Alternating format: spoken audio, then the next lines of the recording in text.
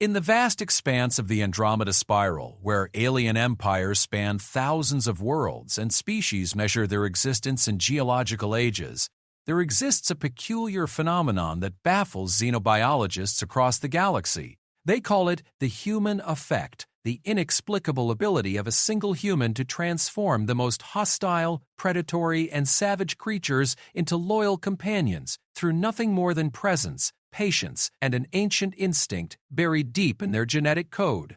Dr. Cathara, lead xenobiologist for the Galactic Research Consortium, has spent 40 years studying this anomaly. In her reports, she writes, "Other species dominate through force, technology, or psychic manipulation. Humans simply exist near a creature, and gradually, impossibly, that creature chooses to follow them. It defies every principle of evolutionary psychology we understand.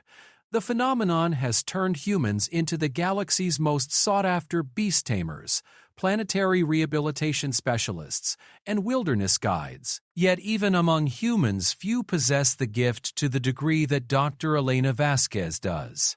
Standing barely 5.5 feet tall, with calloused hands and eyes the color of earth after rain, she has walked alongside creatures that have terrorized entire star systems, and they follow her like devoted pets. This is the story of how one human woman, armed with nothing but an axe, some rope, and an inexplicable connection to the wild things of the universe, transformed not just a world, but the understanding of what it truly means to be human in a galaxy full of monsters. Elena Vasquez adjusted the weight of her pack and studied the towering ironwood trees that stretched endlessly across the surface of Khyber Kitovich. Each tree stood nearly 300 feet tall, their metallic bark gleaming with a blue-silver sheen that marked them as one of the galaxy's most valuable building materials. The Galactic Trade Federation had classified this world as a Class X death zone, for good reason. Everything here wanted to kill you, and most things succeeded. She checked her equipment one final time. The plasma axe hummed with energy at her hip, its cutting edge capable of slicing through ironwood like butter. Coils of synthrope hung from her shoulders, rated for 10 times her body weight. A basic medkit, water recycler, and emergency beacon completed her kit. Simple tools for a simple job, though nothing on Khyber 7 was ever truly simple. "Control! This is Vasquez!" She spoke into her comm unit, her voice steady despite the oppressive humidity that made breathing feel like drowning in slow motion. "Beginning timber survey of Sector 77 Alpha. Estimated return in 6 hours." The response crackled with static. "Copy that, Vasquez. Weather tracking shows storm systems moving in from the east. Try to wrap up before nightfall." The nocturnal predators are especially active this season. Elena smiled grimly. The Federation had sent 12 survey teams to Khyber, 7 over the past 5 years. She was the only one who had returned from her first expedition. The others had encountered the native fauna and learned too late that advanced technology meant nothing when a creature could crush your entire body with one swipe of its paw. She activated her motion sensors and began walking deeper into the forest. The ironwood trees created a natural cathedral of living metal, their branches interweaving so completely that only thin shafts of the system's twin suns penetrated to the forest floor. Every step she took produced a faint metallic ring as her boots struck the mineral-rich soil. The first sign of life came 40 minutes into her trek. Elena froze as her sensors detected movement approximately 200 meters to her left. Something large was tracking her, staying just outside visual range but matching her pace perfectly. She pretended not to notice, continuing her work of marking suitable trees for harvest while keeping her peripheral vision alert. Through the gaps between the ironwood trunks, she caught glimpses of something that shouldn't exist. The creature moved with predatory grace, its form suggesting a cross between a bear and a large cat. Its shoulders stood nearly 4 feet high and its body stretched at least 8 feet from nose to tail. Dense, dark fur covered its massive frame, and occasional glints of metal suggested natural armor plating along its spine and legs. A Khyber stalker, the apex predator of this world, responsible for the deaths of 47 Federation personnel over the past decade. Adults could tear through military-grade armor with their claws, and their bite force exceeded that of most industrial crushing equipment. They hunted in coordinated packs, displayed problem-solving intelligence that bordered on sapience, and had never, not once, allowed a human to escape their territory alive.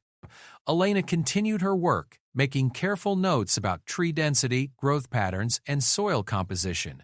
Her hands remained steady as she marked GPS coordinates and estimated yield calculations. Meanwhile, the stalker followed her, sometimes moving closer, sometimes hanging back, but never attacking and never leaving. 3 hours passed. Elena had identified 17 prime specimens for harvest and had moved nearly 2 kilometers deeper into the forest. The stalker had become bolder, now moving within 50 meters of her position. Through her peripheral vision, she could make out more details. This wasn't a full-grown adult, but rather a juvenile, perhaps 2/3 the size of a mature stalker. Its movements held a curious quality rather than the focused intensity of a predator preparing to strike. When she stopped to rest beside a particularly massive ironwood, Elena finally allowed herself to look directly at her follower. The young stalker had positioned itself behind a cluster of smaller trees, its amber eyes watching her with unmistakable intelligence. When their gazes met, the creature didn't flee or attack. Instead, it tilted its head slightly, as if studying her with the same curiosity she felt toward it. "Hello there," Elena said softly, her voice carrying clearly through the still air. "You've been following me for quite a while now." The stalker's ears perked forward at the sound of her voice. Its massive form shifted slightly, powerful muscles rippling beneath its fur as it adjusted its position for a better view. Elena could see now that this was definitely a young one, probably separated from its pack. Adult stalkers would have attacked by now, but juveniles were known to be more curious than aggressive. Elena slowly reached into her pack and retrieved a protein bar. The emergency rations were designed to be palatable to a wide variety of alien digestive systems, part of the Federation's standard survival protocols. She unwrapped the bar and broke off a small piece, then gently tossed it toward the stalker. The chunk of food landed about halfway between them. The stalker's gaze flicked to the offering, then back to Elena. Its nostrils flared as it scented the air, processing the unfamiliar aroma. After several long moments, the creature moved forward cautiously, keeping its eyes fixed on Elena as it approached the food. It sniffed the protein bar carefully, then picked it up with surprising delicacy in its massive jaws. Elena watched as the stalker retreated a few steps and consumed the offering. The creature's expression was difficult to read, but its body language suggested acceptance rather than rejection. "Not bad, huh?"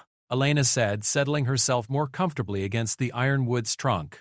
"I know it's not fresh meat, but it's got all the nutrients you need." She broke off another piece and held it out in her palm, extending her arm but not moving from her seated position.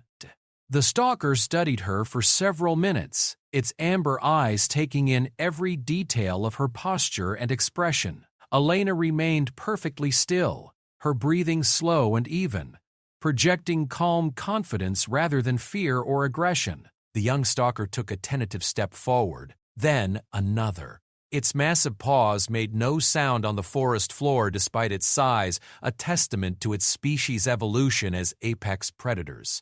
Elena could see the intelligence in its eyes, the careful calculation as it weighed risks and benefits. This creature was making a choice, not simply following instinct. When the stalker reached her outstretched hand, it paused again. Elena could feel the warmth of its breath as the creature examined the offering.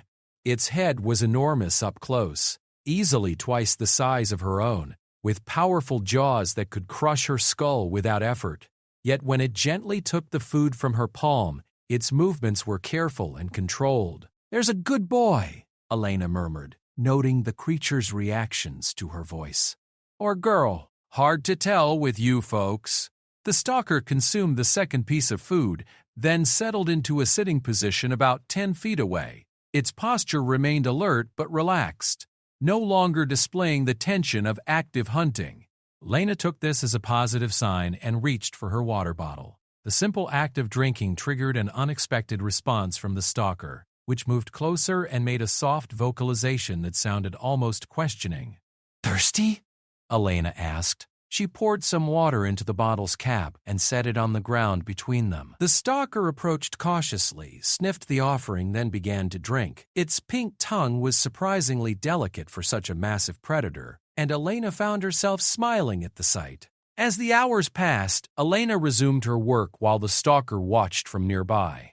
The creature's presence should have been terrifying, but instead Elena found it oddly comforting. The young stalker served as an early warning system, its keen senses alert for any threats that might approach. When Elena moved to examine a new cluster of trees, the stalker followed, maintaining a respectful distance but clearly choosing to remain in her vicinity. The forest around them remained largely silent, broken only by the distant calls of aerial creatures and the occasional groaning of ironwood branches in the wind. Elena had worked on dozens of worlds, but few were as eerily quiet as Kyber's. 7. The presence of stalkers kept most other creatures at bay, creating zones of relative safety around the apex predators. As the afternoon wore on, Elena noticed subtle changes in her companion's behavior. The stalker had begun moving closer when she worked, sometimes positioning itself where it could watch her hands as she made measurements and calculations. Its curiosity seemed genuinely scientific, as if it was trying to understand her activities rather than simply watching for signs of vulnerability. "You're a smart one, aren't you?" Elena said during one of her breaks. The stalker had settled into what was becoming its preferred observation spot, close enough to see her clearly, but far enough away to avoid crowding. "I bet you're wondering what I'm doing with all these trees." The creature's ears perked at her words, and it made a soft huffing sound that might have been acknowledgement. Elena had read the behavioral studies on stalker communication, but experiencing it firsthand was entirely different. There was genuine intelligence behind those amber eyes, a mind trying to process new information and form new associations. Elena's comm unit crackled to life, startling both her and the stalker. "Vasquez, this is Control! Storm front moving in faster than expected. Recommend immediate return to base." She glanced at the sky, noting the darkening clouds that were beginning to obscure the twin suns. "Copy that, Control. Beginning return journey now." ETA 90 minutes.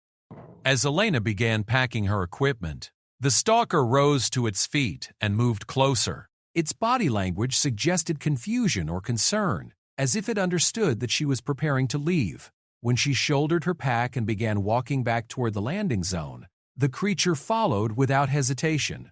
The return journey through the forest felt different with the stalker as her companion. Elena found herself more aware of her surroundings, noting details she had missed during her initial trek. The stalker's presence seemed to have a calming effect on the local ecosystem. Small creatures that had remained hidden during her earlier passage now ventured into view, apparently sensing that the predator was in a non-hunting mode. As they walked, Elena began to understand something that the Federation's researchers had missed in their studies of stalker behavior. These creatures weren't simply killing machines driven by hunger and aggression. They were complex social animals with sophisticated emotional lives and the capacity for forming bonds beyond their own species. The young stalker following her was making a choice to trust, something that required a level of cognitive development that most xenobiologists believed impossible in non-sapient species. The wind was picking up now, causing the ironwood branches to sing with a metallic harmony that was both beautiful and ominous.